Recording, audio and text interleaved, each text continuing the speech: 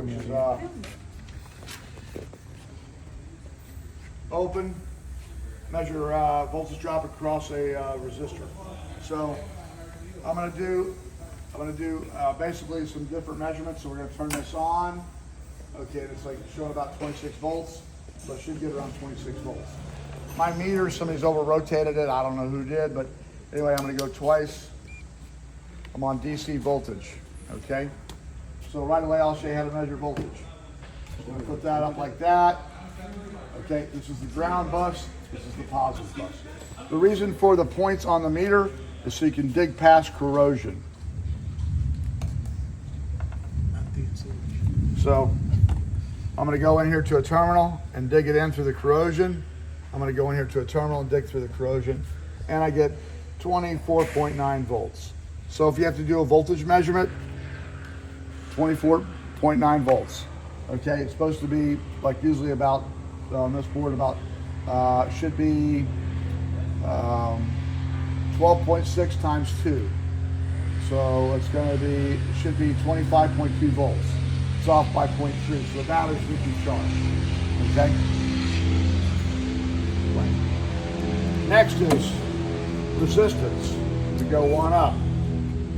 On my meter, it has a big M. A big M. I want to get rid of it, so I have a range button, and I just want to have ohms, not any Ks or Ms, or there's ohms. All right, now what I'm going to do is check the resistance of my leads and meter. Okay, so what I do is just take these two, put them together in one hand, hold it firmly. That is the resistance of my meter. And if I hold there long enough, it may drop down a little bit, but right now it's steady at 1.2. Okay, as leads get older, the meter gets older, the battery gets lower, and all this, how this does is a ohm meter. What it does is it sends a voltage through, and it measures the voltage drop, and it tells you, it displays it in ohmic value. Okay, so now I want to measure. Here's a resistor right here. I want to measure the resistance of that resistor.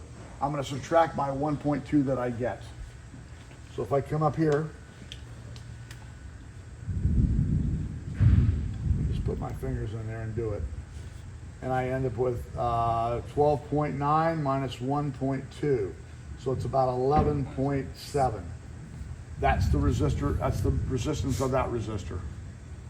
That's how easy it is. Nothing hard about it. All right, now we're going to do a voltage drop across the resistor. So I'm going to turn this light on. I'm going to put it on steady. All the lights work. When I go to dim, they get dimmer. Okay? Coming into this, I'm going to have voltage of whatever, the 24.9 coming in roughly. Coming out of it will be the difference, okay, or the drop. So I'll go back to ground again. I need to go off resistance, go back to voltage, because it says measure voltage drop. DC voltage, I am. After you turn it, you verify it. Okay? I'm going to go up here to this lead right here, and there's my, because lights are on, it's dropping voltage 24.8, whatever, and it's kind of bumping around. Okay, what happens, there's a load on, so it's dropping the battery. Now if I come down here, there's my voltage drop. So I have a voltage drop of, yeah, around 4 something volts. Okay, another way you can do it is just take the leads, put one here, put one here, and that's your voltage drop. That's your voltage drop right there. So you can do it either way. So remember it was round 4, now it's round 4. Okay, so there's 2 ways we can do that. Okay, anybody ever been taught this before? Yeah. Nope. Yeah, Yeah? sort of. Yeah, Joe Ross, we got that. And Bob did it as well.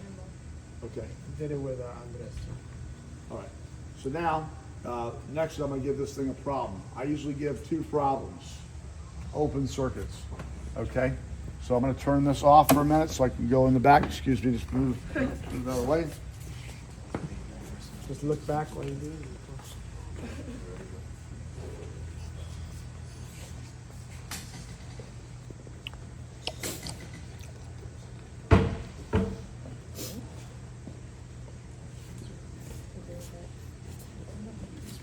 I'm not here to stump the chump. The board does that all for you. okay? And right away we turn it on, our nav lights, the right light's not working, okay? So I can figure out if it's the bulb or not by just swapping the bulbs. These bulbs get hot really fast. And my bulb works, so it's not the bulb. I thought it was gonna be something easy, you know what I mean? Okay, so I'm gonna leave the bulb out because because that opens the circuit and won't backfeed around. So I'm just gonna check for voltage. I'm gonna go to my ground bus once again, dig that in, and I know I have power here because it'll. Let me make sure I'm on the right thing here. Go back 2 clicks up, DC voltage. Get up where you guys can see it. Okay, DC voltage. All right, I'm gonna go here, and I have voltage here. I have voltage here. I have no voltage here. It's just some kind of residual crap, 0.21 something. It's not like it was over here, where 28, or I mean not 20, 24.7. So there's a problem between here and there. I don't know where it's at. So I'm gonna turn the power off, okay? To find an open circuit, we're gonna go up to ohms now. I'm gonna get rid of the big M again. Got rid of it. I'm now gonna go, and because I opened the circuit up on one end, it won't backfeed. So I can put this right here and go to this lead right here, and that shows open line. This line right here has a break in it. Okay? Because I had voltage here, nothing there. So now I'm just verifying it. Yeah, it has a line in it. Here's what happens if you put the light bulb in.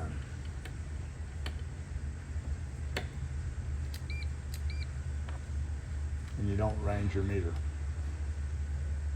I'm gonna go here, and I'm gonna go here. See what happens? 250,000.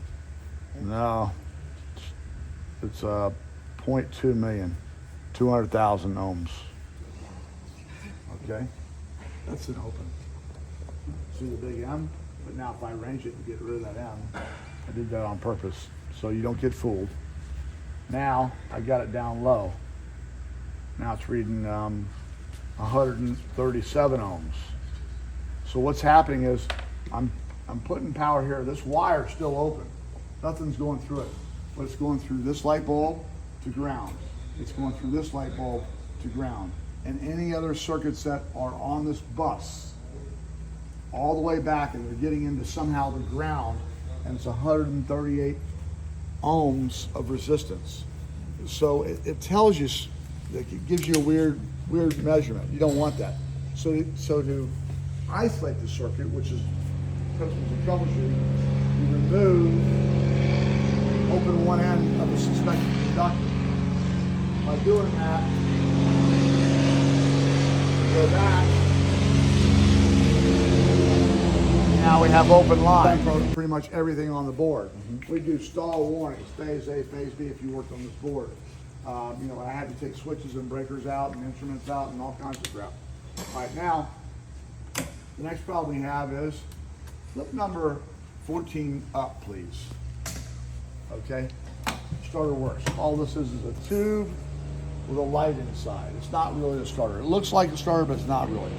Okay, so when I do that, it works. All right, down please. How it works is, power comes to the bus. It comes over here to the starter circuit breaker, which is right here, which you can open and close. Then from there, it jumps to the starter switch. From the starter switch, it comes down this wire right here, which is K3A20, and goes in here. And then this is a ground wire that goes over to there.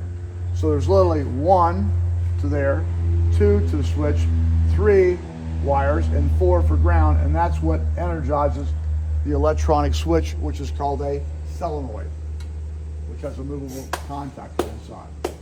Okay? And these big wires, they always have power on them. They're never going to have an open in them. Okay?